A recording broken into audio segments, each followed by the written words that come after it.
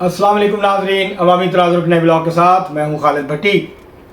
आज के इस ब्लॉग में हम बात करेंगे कि आज़ाद जम्मू कश्मीर के नौ मुंतखब वज़ीर-ए-आज़म बैरिस्टर इफ्तिखार गिलानी साहब ये किसके उम्मीदवार हैं। क्या मुस्लिम लीग नून की क़यादत ने इनका इंतखाब किया है या उन पर दबाव डालकर इस्टेब्लिशमेंट ने इनको वज़ीर-ए-आज़म बनवाया है। ये हमारा आज का मौजू है, क्योंकि इस हवाले से बहुत ज़्यादा बहस हो रही है मुस्लिम लीग नून के अंदर भी और सियासी हलकों के अंदर भी कि ये आखिर क्या हुआ।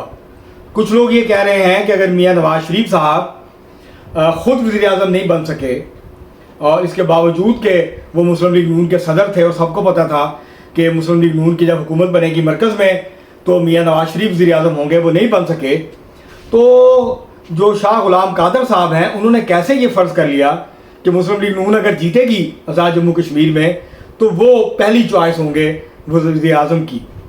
तो वो मिसालें दे रहे हैं कि अगर मियाँ नवाज शरीफ ख़ुद नहीं बन सके तो शाह गुलाम कादर जो हैं वो कश्मीर के वज़ीर-ए-आज़म कैसे बन जाते। और ये तासुर बड़ा मजबूत है कि बैरिस्टर इफ्तिखार गिलानी साहब दरअसल इस्टेब्लिशमेंट के उम्मीदवार हैं। अब ये सवाल पैदा होता है यहाँ कि अगर वो इस्टेब्लिशमेंट के इतने पसंदीदा उम्मीदवार थे तो वो इलेक्शन क्यों हारे।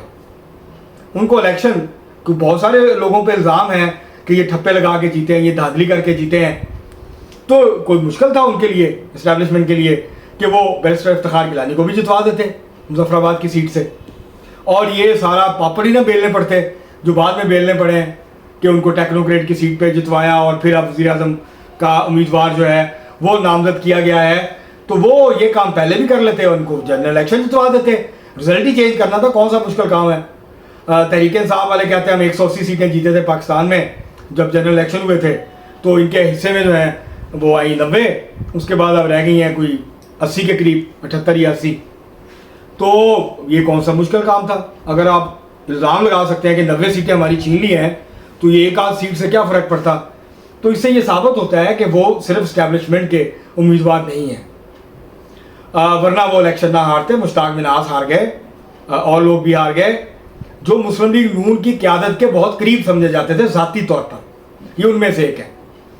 तो मियाँ नवाज शरीफ साहब और मरियम नवाज शरीफ साहबा ने बैरिस्टर इफ्तिखार गिलानी को वज़ीर-ए-आज़म बनाने में सबसे बुनियादी किरदार अदा किया।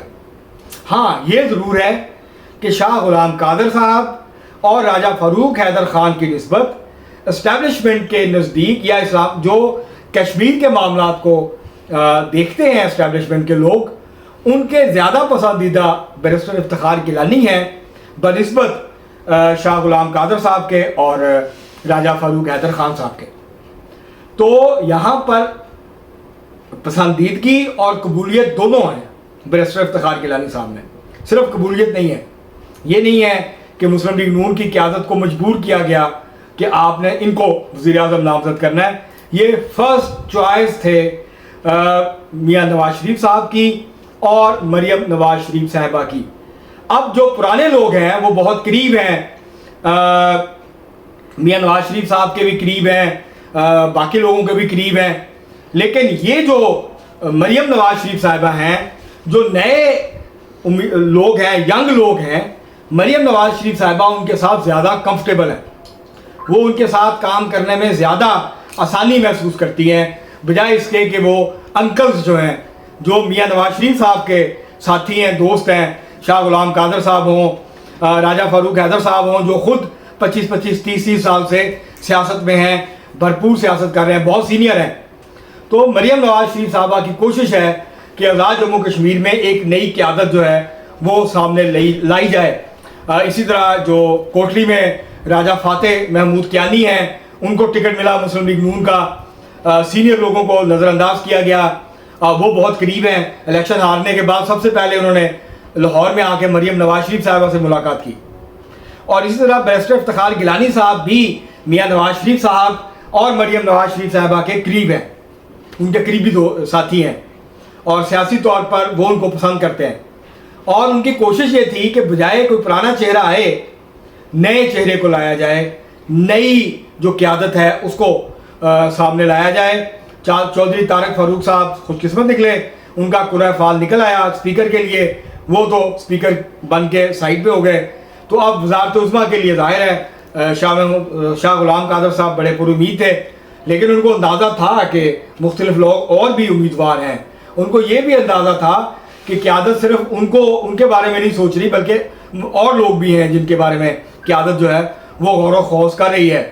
तो जब ये अब हो गया हतमी तौर पर, तो ये ज़रूर है, ये ज़राए से ख़बरें सामने आ रही हैं कि जो इजलास था वज़ीर आज़म हाउस में, जिसमें शहबाज शरीफ साहब ने बताया कि जी ये हमने फ़ैसला किया है, और उन्होंने उसमें जो करीबी ज़राए हैं वो ये बताते हैं कि उन्होंने ज़रूर ये कहा कि ये मियाँ नवाज शरीफ साहब का भी फ़ैसला है और इस्टेब्लिशमेंट का भी। और इसके ऊपर जो है वो रिएक्शन भी आया, ज़ाहिर है ख्वाजा साद रफ़ीक भी थे वहाँ शाह गुलाम कादर भी थे और राजा फारूक हैदर ख़ान भी थे, और ये फिर मीटिंग से उठ के चले गए। तो ये जो डिसीजन है इसके अंदर बिल्कुल इस्टेब्लिशमेंट की इनटेक ज़रूर होगी, उनकी आउटपुट होगी, इसके अंदर उनकी मुशावरत भी होगी, उनकी पसंदीदगी को अब ये नहीं कह सकते नहीं है। लेकिन ये महज उनका फ़ैसला नहीं है, बल्कि ये मियाँ नवाज शरीफ साहब और मरियम नवाज शरीफ साहबा का इसमें पूरा अमल दखल है, और उन्होंने ये उनकी चॉइस है जिसको इस्टेब्लिशमेंट की हिमायत भी हासिल है। तो ये आप कह सकते हैं कि ये पसंदीदगी जमात के अंदर, वफादारी भी ज़ाहिर है। अगर राजा फारूक हैदर ख़ान साहब और शाह गुलाम कादर साहब वफादार रहे हैं, मुश्किल वक्त में भी खड़े रहे हैं, तो ये भी मुश्किल वक्त में छोड़ के नहीं गए पार्टी, ये भी नून लीग के साथ ही खड़े रहे। 2021 में भी हारे, ये गए नहीं, 2026 में भी हारे, ये नून लीग में रहे। और तो अब ये जो सारा मामला है, अब देखना ही होगा कि किस तरह से रिएक्ट करते हैं, कि आज वोट डालने आते हैं, वोट डालते हैं नहीं डालते, ये सारी चीज़ें हैं। लेकिन प्रॉब्लम ये है कि जो वज़ीर आज़म हैं आज़ाद जम्मू कश्मीर के नए, वो वज़ीर आज़म बन गया, वो हलफ उठा लेंगे शाम को किसी वक्त। तो अब जो उनके लिए चैलेंजेस हैं, जहाँ जॉइंट एक्शन कमेटी का धरना एहतजाज उनके लिए चैलेंज है, वहीं मुस्लिम लीग नून के जो अंदरूनी इख्तलाफात हैं उनके ऊपर काबू पाना भी उनके लिए एक बड़ा चैलेंज होगा, वरना आगे चल के उनके लिए मुश्किलात बन सकती हैं। अभी सूरत हाल ये है कि इस वक्त पार्लिमानी पार्टी में उनको अक्सरियत, वाज़ेह अक्सरियत हासिल है। राजा फारूक हैदर साहब, शाह गुलाम कादर साहब एक तरफ हैं, एक आध MLA उनके साथ और होगा, बाकी सब MLA जो हैं वो इनके साथ हैं। वो क़यादत का जो फ़ैसला है उनको उन्होंने तस्लीम किया है। इनको कल रात जो इजलास हुआ था मुस्लिम लीग नून की पार्लिमानी पार्टी का, उसमें इनको इंडोर्स किया है।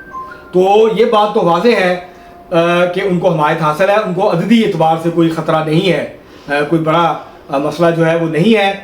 तो बहरहाल ये लगता ये है कि बैरिस्टर इफ्तिखार गिलानी वो उम्मीदवार बने हैं जिस पे आके मियाँ नवाज शरीफ साहब और इस्टेब्लिशमेंट जो है वो मुत्तफ़िक हो गई। अब ये फ़ायदा होगा इनको कि पार्टी क़यादत जो है वो भी, उनकी हिमायत भी इनको मुयस्सर होगी, और इस्टेब्लिशमेंट की हिमायत जो है वो भी इनको हासिल होगी। अब देखते हैं कि वो किस तरह के वज़ीर आज़म साबित होंगे, ये तो आने वाला वक्त बताएगा। अब तक के लिए इतना ही, बहुत शुक्रिया।